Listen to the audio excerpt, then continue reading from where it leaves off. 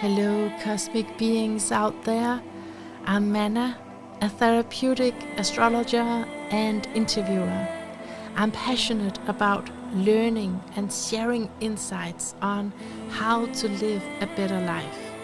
I hope you'll stick around as I infiltrate the minds of thought leaders, authors, and healers from around the globe.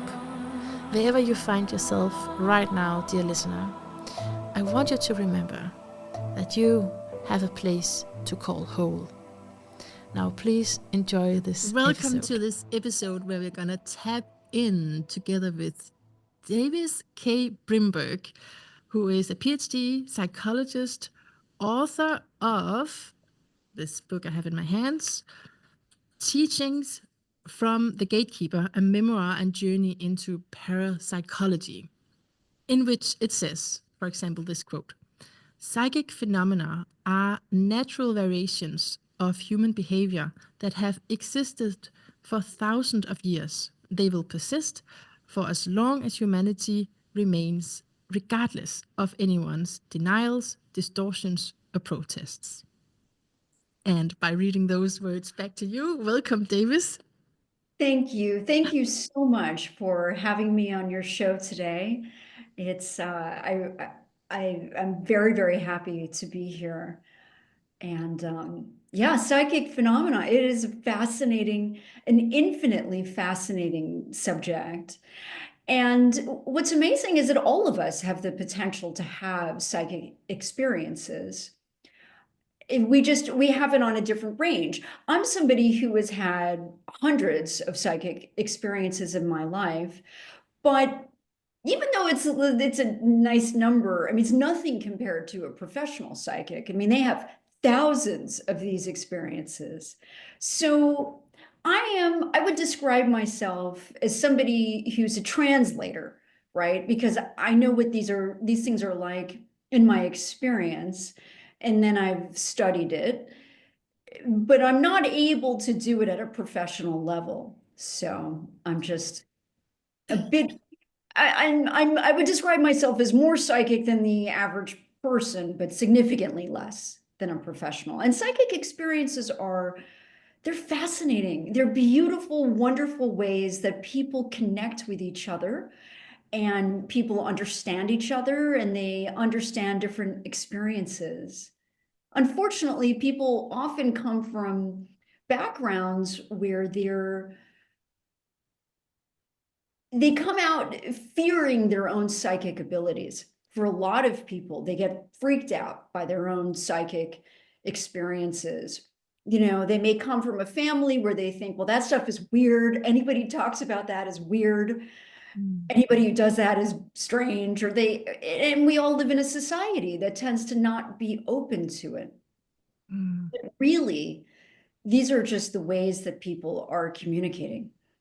It's, yeah.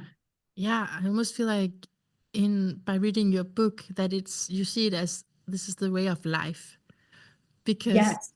because you speak about defining moments and then entering into what could be more, I guess, called parapsychology. I'm not even sure what word to replace Yes. that with, but what we would consider psychic phenomena.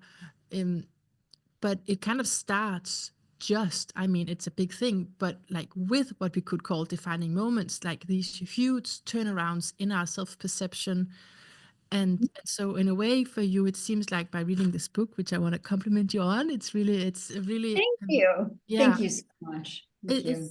it explores many themes and it's easy to read. So, it's a Yeah. nice reader experience. I guess because you're so personal in the way that you write it, it makes it easy. Well, I wanted to. So, what I do is I look at the research of major heavy hitters in the field of parapsychology, people who are researchers, professors emeriti, even Nobel laureates. And I look at what they've said about parapsychology. And then I give my own experiences. This is the memoir part of it. I give my own experiences as teaching examples. And it's just like, okay, this is what this idea looks like in a real person.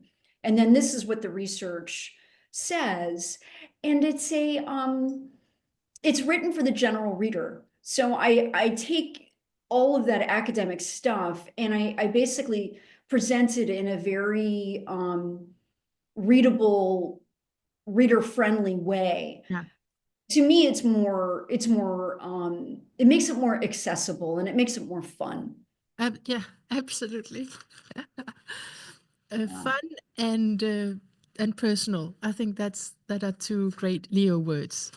Yes. You being a sunshine Leo, yeah. Um, and yeah, okay. No, let's move on because I also want to go into like, oh, this attracted me. You know, this even this just front you have on your book attracted me when I saw it. I don't know, Thank you. but I can Yeah. keep thinking about that. Let's move on to. I mean, do you have a definition of what we're talking about with parapsychology? Sure. Because it is a spectrum, like we're saying. So what is it? So it's the study of the paranormal and it's the study of psychic experiences. So within that realm. So if we wanted like a paranormal example would be a ghost, right? Yeah. And then parapsychological experiences are called psi episodes or psychic events. And then in the book, I give an example of claircognizance, which is a deep knowing. It is a psychic knowing. And for me, one of the examples of claircognizance that I go into is my being 2,000 miles away from my mother while she's starting to actively die. No, I'm just like, it's a very moving part of the book. Thank you. It's how you got the whole title and everything. I don't know if you want to share about that or it should be left as a surprise, but it is very moving.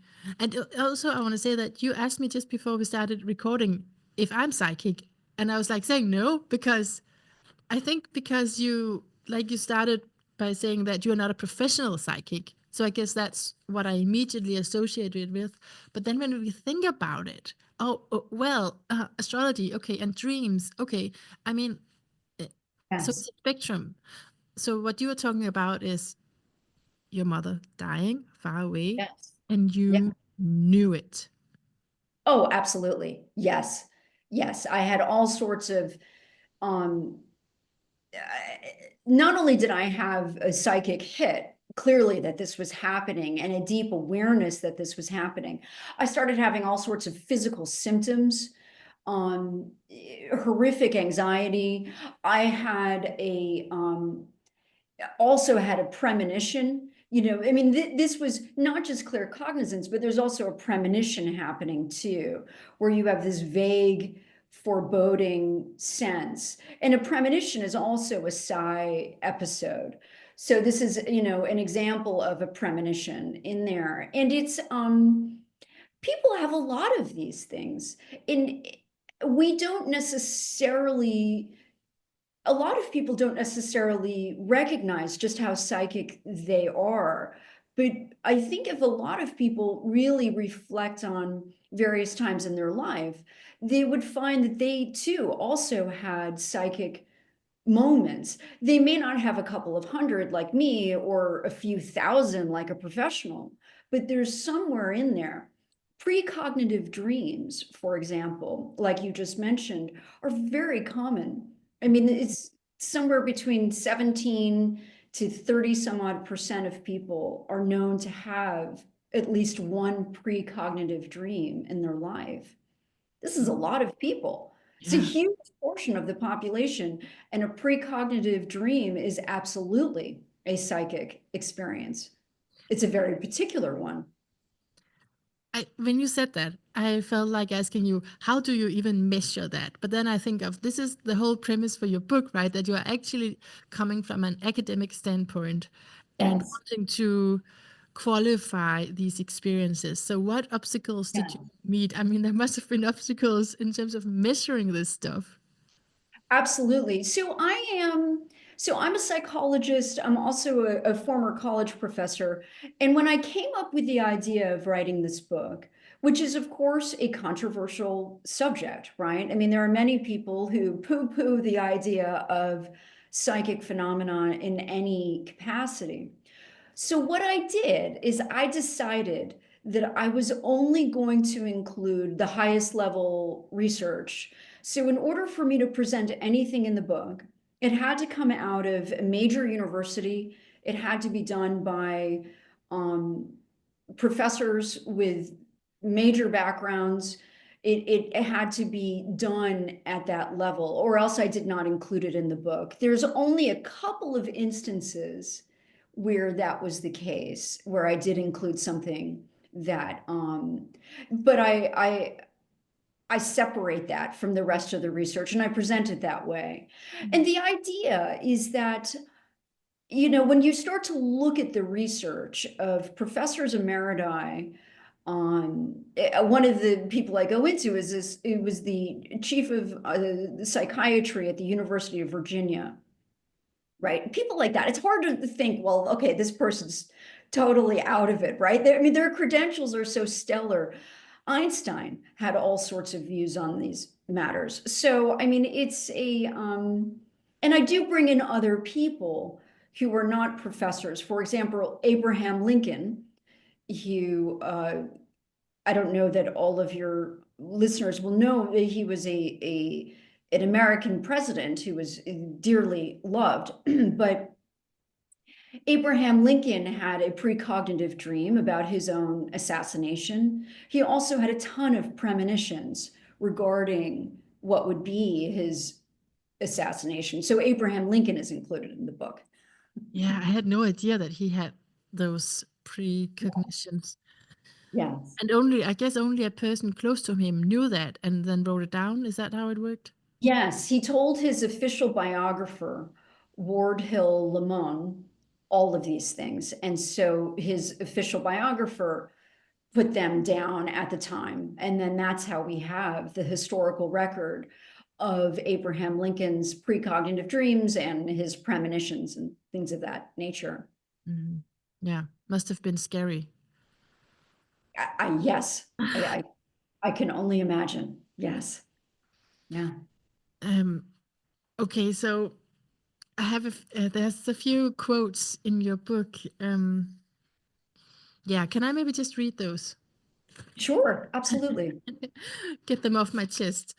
Okay, so it's because you have this description of how in your early life your inner awareness did not match your external reality, and I think that's something a lot of people can recognize, that this is how it looks from the outside, but something is going on. I mean, there's this discrepancy in between. And then you have this wonderful quote where you said, "While I never spoke to anyone about it, I clung onto this psychic, parapsychological insight as I would cling to a candle on the stormiest of nights." And I feel it's like it's related to what we speak about, that it's so, there's so much resistance to it, resistance from other people and from society, then okay, it's just for myself. Yeah, and then yeah, not finding solace in your psychic abilities is also something you write. Not immediately finding solace in your psychic ability, I guess because of this resistance from the outside. Yes. And this question I related to myself. I've taken notes, but I'm relating it to myself. Why is a subject so real to me and so strange and unbelievable for other people? And that's how I feel with astrology. Yes. I can't believe it. Why don't you see this? Yes. Why doesn't anybody see just how wonderful astrology is? Yeah. Well, I had my first psychic experience at 6. It's the first one that I can recall. It's possible that I had an earlier psychic experience than that. But it was a precognitive dream that my perfectly healthy dog would die. And then the next day, she did, in fact, die suddenly.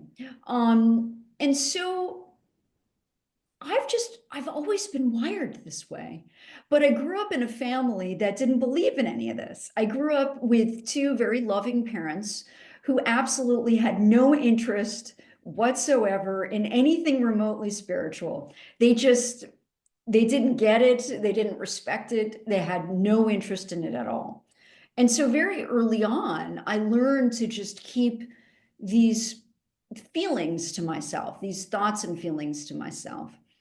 And when I was a child, I went through a ton of failure, a ton of academic failure and failure in so many different ways. But I had this inner awareness, this claircognizance, right? This claircognizance, this psychic knowing that things would improve. And people say, well, maybe it was just faith, that you had this kind of a faith that things would improve. But really, faith to me implies that it's something external. And I didn't have any of that. All I got was external information telling me that I was failing. So, but this awareness that I had was this deep, clear inner awareness that I could not shake, which is called claircognizance. And then, of course, later on, I would go to college and work on myself in psychotherapy, and then ultimately blossom academically, and then went on to become a college professor somehow in there. So yeah, but it was a hard journey, that is for sure, which is discussed in the book. But that experience where your external reality doesn't match your internal reality, I mean, that is something that will make a person feel like they're going crazy, right? Yeah. I mean, it is a very unsettling thing to have, and yet that's what I had, and I couldn't seem to get rid of it. Mhm. And did I get that wrong about not finding solace in your psychic ability? I I had I felt solace in that psychic ability. I did. I did Okay. experience that. Yeah. But I did it in a very alone way, because there was no external reality that would say to me, "Oh, this failure is going to end." I mean, there was so much of it so consistently. There just was no evidence that this was going to change, right? I mean, that was just not happening. So I just kept it all to myself. It is encouraging. It is encouraging when, for those of us who lives a life where there is no evidence. So it is encouraging to hear that story. And I also feel like so we're also trying to normalize the parapsychological here, but being claircognizant, is that what you said? The claircognizant, that is the inner knowing, right? Yes. Yeah. Yeah. That is to me, that has through my life not been normal at all. Just as a contrast here, like Mhm. I've had the opposite of doubting everything, like not Yes. not knowing or having to trust maybe a dogma that I was indoctrinated with, but not having that inner knowing. So it is quite special as well. It is wonderful to have that sort of clear knowing, but it also can make a person feel like, oh my God, I must be going crazy, because how is it that I keep feeling this way and Mhm. then external reality is not happening? Right. That disconnect can really make a person feel like they're losing their mind. I mean, which is a really sad thing. And yet, if something really is about claircognizance, inevitably that thing will happen. Because claircognizance, once it happens, you can't knock it out. It is such a clear knowing. There's nothing you can do. It's like as obvious to me as the fact that I have white skin, right? And if somebody tried to convince me otherwise, good luck. You Yeah. know, it's you. So when somebody is having that sort of experience with claircognizance, ultimately, if it truly is claircognizance, whatever it is that they're knowing will invariably happen. It's just Okay. the way that that works. So is clear cognizance always about what will happen in the future? It's an awareness of what is happening in the present. And it is also an awareness of something that can happen in the future. Yes. Okay. When you say awareness in the present, you mean the underlying reality?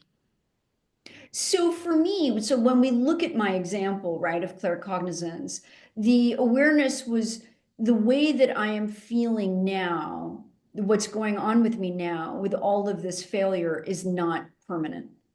So Mm. that feeling was very real in the present.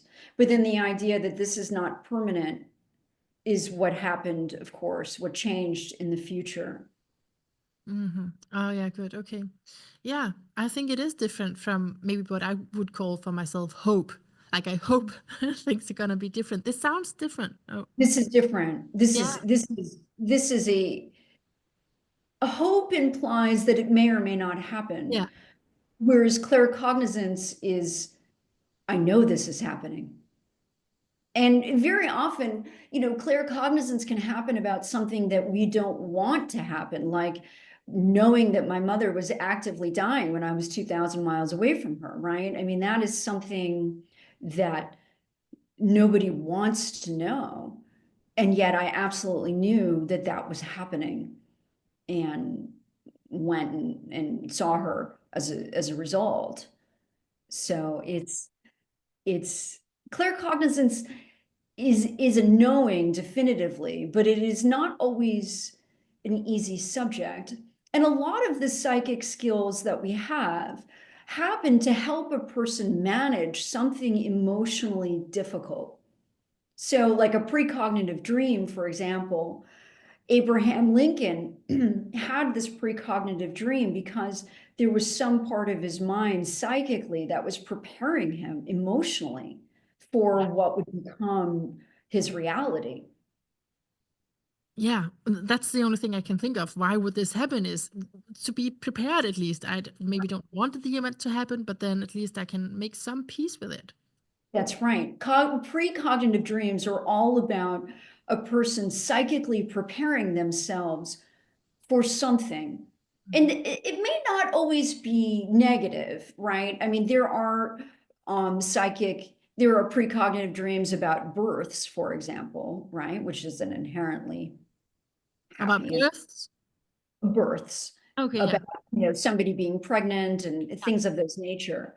yeah. But really, a lot of psychic experiences happen around emotionally intense subjects.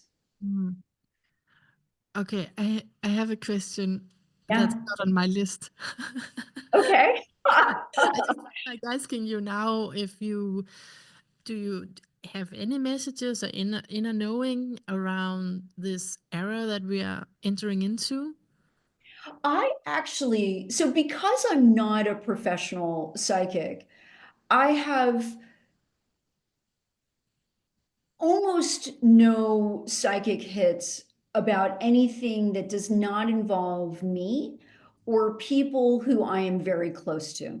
Ah, okay. So this is one of the major differences between me and a professional psychic. They're able to dial in on all sorts of situations and people and things like that, people they don't know, all sorts of things. They can do that. Me, I'm much more limited in this way. Mhm. It's part of the critical difference between me and them is they're just far more talented in that capacity. Okay, so it's a no. It's a no. It's a long-winded no. Yeah, good, with a good explanation. Yeah, I like it. Okay, but you have so many other talents, Davis. So let's talk about one of them. Okay. I would like to hear about the world's most parapsychological creature, Yes. the association with death and even female empowerment. This is the Yeah. symbology of owls that Yeah. you have been, maybe you still are an owl handler. Uh, Mhm. I mean, it's such a strenuous training you have there. When I read about it, it's like you became this owl handler of one, and then you had to go through that whole. I noticed that you had to go through that whole training again when it's a new bird. So I don't know where you are with it now, but and I had no idea that owls had to do with parapsychology. So please tell us about that. Yes. So I've always been drawn to wild animals. I'm just, I see them as spiritual creatures, but I've always been drawn to them and fascinated by them. And then it's about 13 years ago, I started to work as for a wildlife center. I was a volunteer.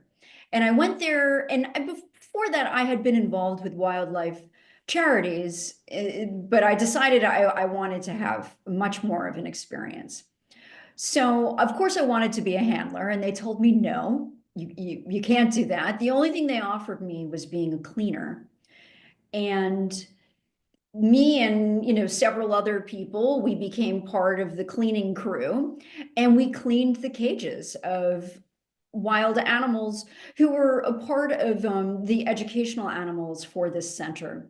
It was a rescue, rehabilitation, and release center, but periodically there would be an animal who couldn't get released. They could not be properly rehabilitated, but they also had a disposition that made it so that they could potentially get handled. And those are the cages of the animals that I cleaned. And I have to say, being a cleaner was the best educational experience you can imagine for handling, because none of us really know what it's like to be with a hawk in a cage. You don't know what it's like to be with an eagle or an owl, and we think we have some idea as to what might happen, but really we don't, not until we're in there do we know it. And you have to read their signals. You have to, when you're in there as a cleaner, you're learning about their signals, their energy, and you're sensing your own, and you're adjusting. And so for 8 months, all I did was clean bird shit for 8 months. And it was 4 hours every Friday, 8 months. And then eventually they said, okay, you can pick a bird to start to handle. And without hesitation, I chose an owl. And when you go through the handling program, you go through many steps. It takes months to go through it. And once you get certified to handle that bird, if you want to handle another bird, you have to go back all the way to the beginning, which is what you're referring to, which is how many of them. And then ultimately, I handled 4 owls. I was their handler, and it was an extraordinary and wonderful experience, and I miss it dearly I because mean, I'm and rough. I mean, what yeah. is the term where like the owl took blood from your head? Oh, I mean, yeah. One of them really, I was working with a great horned who is, well, I guess I can't show a picture because I don't know how to do that with the technology.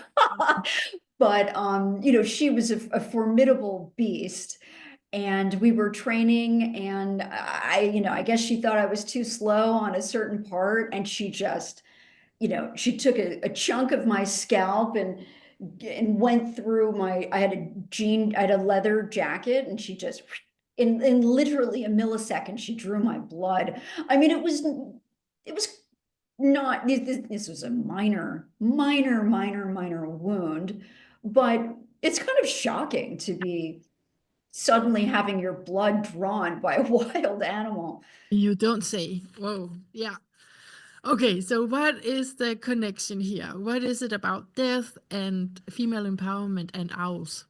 So I worked with them for a long time, and it wasn't until very far into my training that I decided to study about them. The center was very focused on us only communicating scientific information to the public and studying the scientific information, which I was happy to do.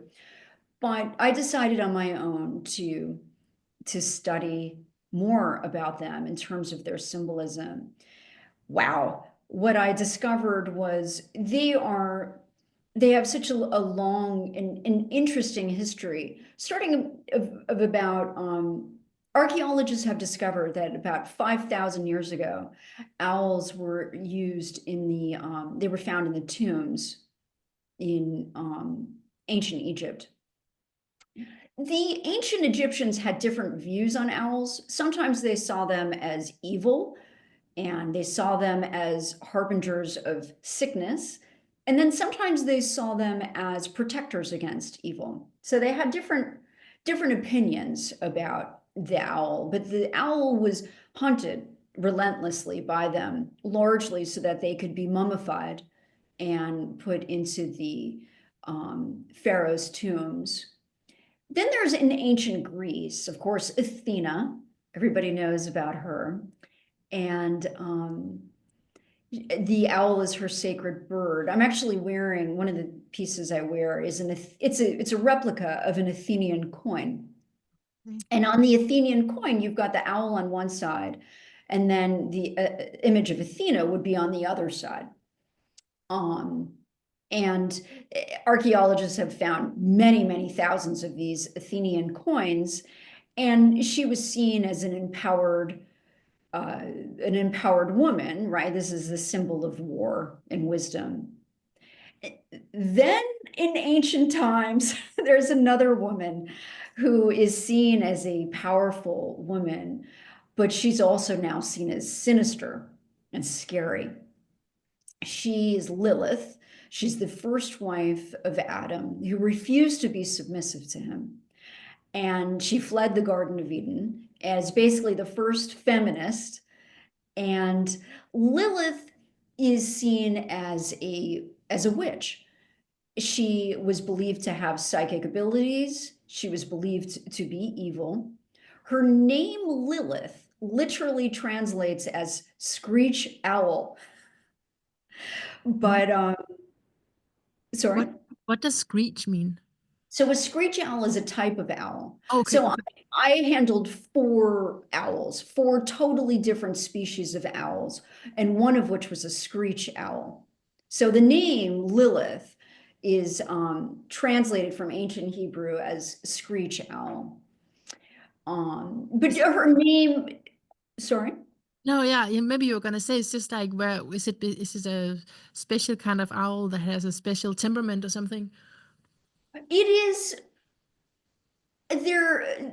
the screech owl is a relatively small, beautiful bird that is,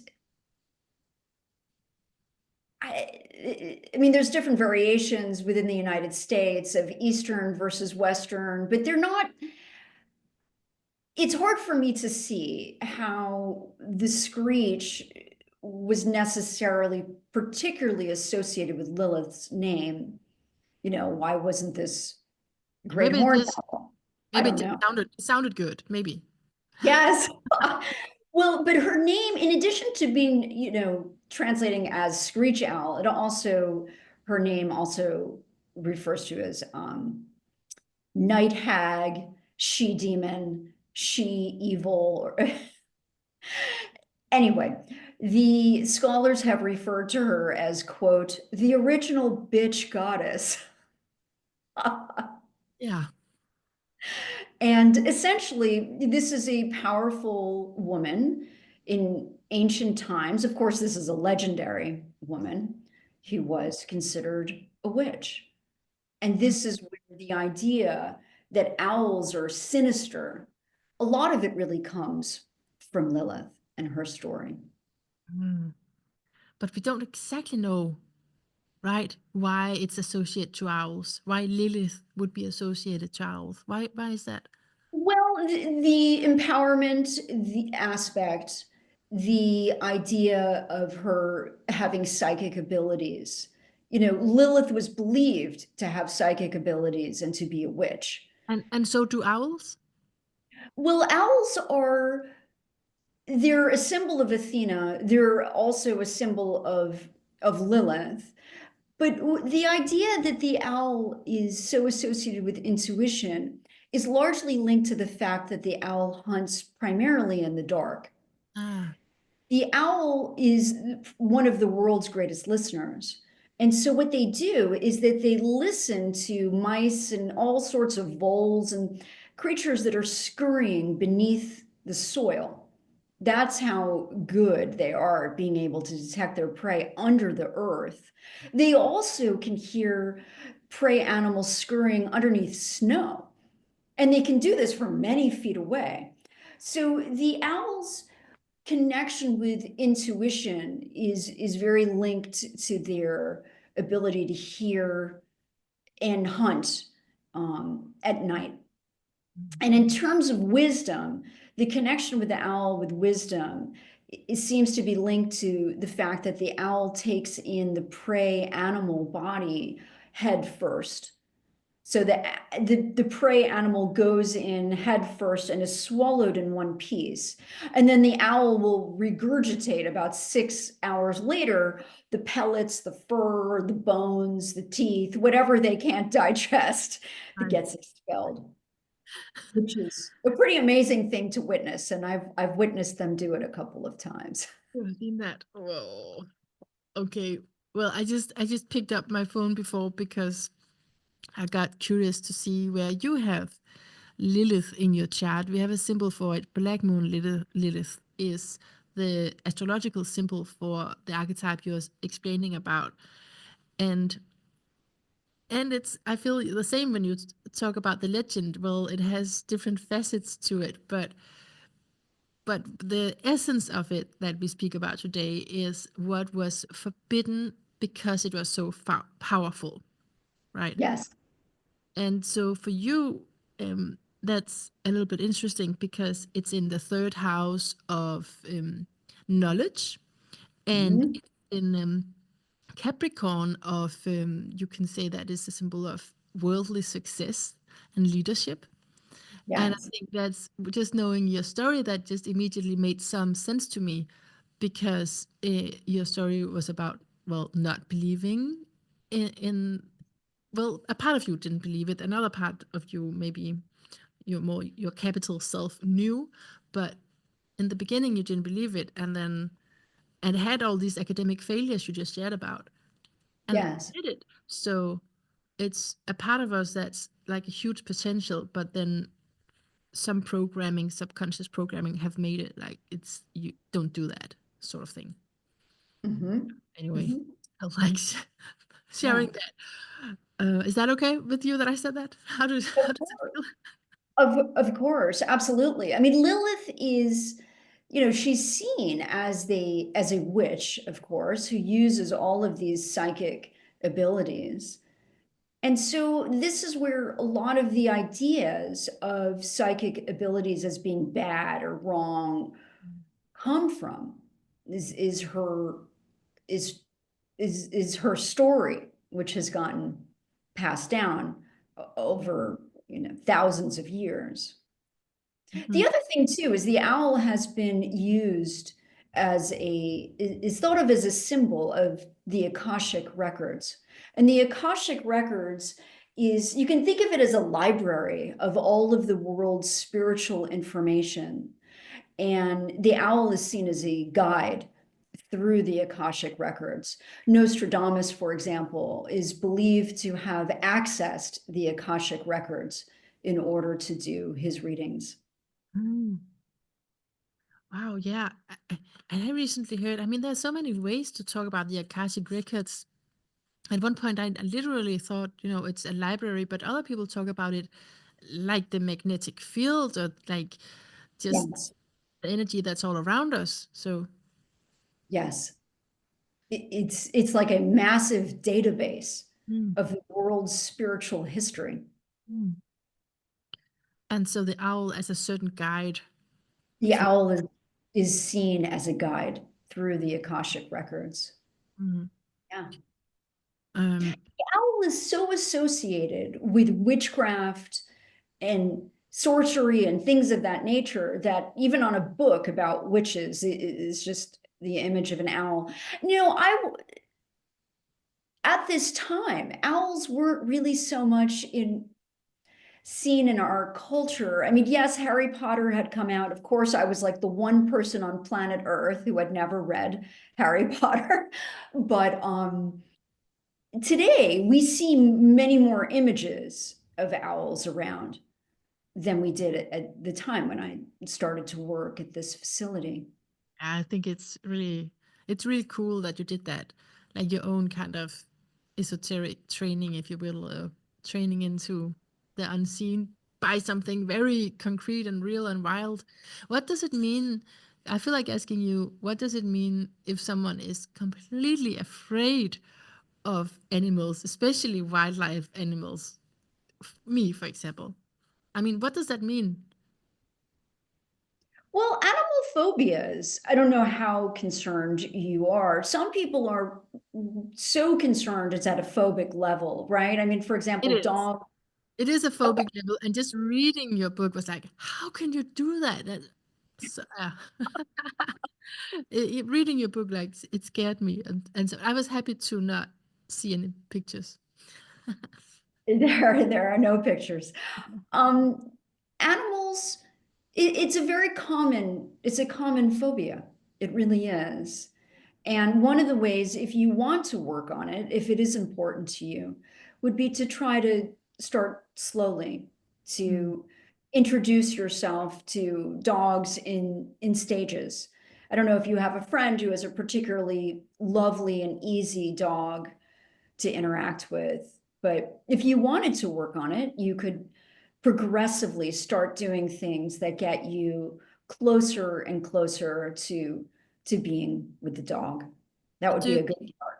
do you think it means anything? Like, for example, you having this instinct. I think that means something. I think that has to do with your whole spiritual journey. Then I wonder about when parts of us are estranged from that wild animal life. Yes. Well, they are,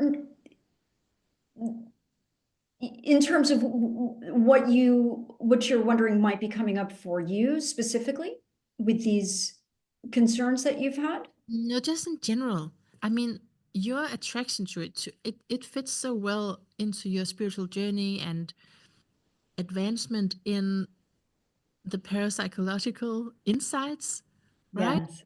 So I'm just thinking, and let's relate this to the next topic actually, and because it's about our previous personalities that you write about. Mhm. So having lived before and children remembering that's a section of your book, and so there's I just like the symbols of, okay, what's going on here might have to do with something in the past, right? In an ancient Sure. faraway Yeah. past. I don't know if you get any ideas around this topic with animals, but at least there's parts in the books that I'd like to ask you about with birthmarks. Well, you're raising a very important question, which is, are phobias connected possibly to something that occurred in a past life? And the researcher who I mentioned actually a bit earlier today, he's the psychiatrist. He was the chief of psychiatry at the University of Virginia. His name was Ian Stevenson. And he's the most prolific researcher in the area of reincarnation. And he studied thousands of cases of children who claim to be able to recall past lives. So, and he focused extensively on children between the ages of 2 and 4. And a big part of his logic was that they were so young, they could not really be influenced by society at all. They're 3, right? They don't really know much about our society, that they were just sort of raw in telling these things that they felt happened to them. And so he studied 3,000 cases all over the globe. Many of those children had phobias that of course, they didn't know this, but they had phobias that actually related to the past life of the person who died. That was a big part of what happened. The children, of course, could not connect those dots because, at least not consciously, because we're talking about a 3-year-old or a 4-year-old. One of the most famous cases in the United States is a boy named James Leininger, who was 2 years old and had nightmares of dying in a plane crash and would periodically, and rather repeatedly, play as if he was jumping out of a plane over and over and over again, and had all sorts of images of plane crashes, phobias of that nature.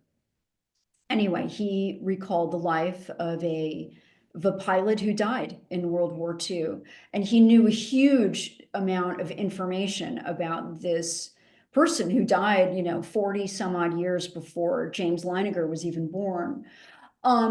But there's other things that Stevenson found. He found that there were children who had birthmarks and on their bodies that corresponded perfectly to the wounds of the deceased person that they were claiming to remember. Like one person, for example, had a big birthmark on the back of his head that matched perfectly to the wounds that the man that he was remembering died. This person was shot in the head.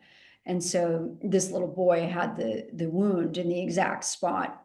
And in 35% of Stevenson's cases, the children had markings that coincided perfectly with the wounds of the deceased person. And they're most typically the fatal wounds of the, in other words, it's not just physical, some sort of gash, right, that a person might have, but it's specifically the wound that killed them. That was the most salient thing that happened. That was the part that the child had on their body. It was really fascinating stuff. It really is, and I'm so glad you brought that in the book because I heard about it, but some of these things, how can we trust them? And that's one of the purposes of that your Yeah. book serves is like making it more reliable and Yeah. seeing studies around it. So I'm glad that's in there because it was something that I just loosely had heard about, and kind of I have a lot of birthmarks. I was like, maybe I was shot many times. You get fantasies. Um, and I absolutely believe that because in astrology, I do believe that we are like a product of the past, and that's Yes. why we're here to release what we come in with. And then it's so interesting to hear about these children who can remember because most of us we don't, and we're probably not supposed to. Well, and also as the child aged, they spoke less and less about these events, which Stevenson inferred meant that the child was forgetting more and more what happened. But in terms of the birthmarks, what's also interesting is that he found that these markings on the children were fundamentally different than the regular birthmarks that we tend to have on our bodies. Yeah. They had a particular quality to them. They were medically different in how they presented. Yeah. So they have. So do they have to be bigger? I would need to look into the book Okay. again because I Yeah. go into it specifically, but there's certain degrees to which a regular birthmark is raised that theirs weren't, things of that nature. Right. Yeah. Okay. There, Yeah. there was a medical difference between just the regular birthmarks that we tend to have and the kind of birthmarks that these children had. Yeah. Yeah. It I. was part of how Stevenson was able to differentiate it medically Mhm. from other birthmarks. Mhm. Yeah. Does anything come up for you want to share around these stories with kids who remember? It is one of those the big ones where when you get convinced around this stuff, it's like, okay, how could they know? How could there be these matches? There gotta be something to reincarnation. What was the big thing that you discovered researching about this? Well, I really started to think about the idea of phobias very differently. You know, as a psychologist, I am trained to think about phobias in a very particular way, right? We're trained that some horrific event happens, the person associates those pieces together, that memory is formed, and this is the start of why we have particular phobias. And then things happen and those phobias get strengthened, or things happen and those phobias diminish. And then, of course, there are ways that you can help a person to diminish or even eliminate their phobias. But reading more and more about reincarnation studies and Ian Stevenson's work, I really became more and more open to the idea that perhaps phobias are not totally based in this life. Perhaps they are based in some sort of reincarnation situation. I mean, I'm absolutely open and interested in reincarnation. But prior to my research for this book,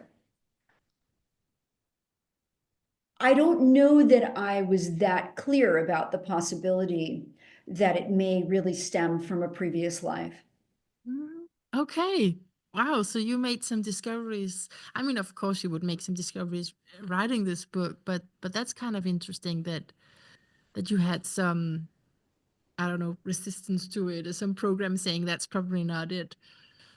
Well, I have, you know, as a psychologist, what's bizarre is the psychology field has not been interested at all in parapsychology.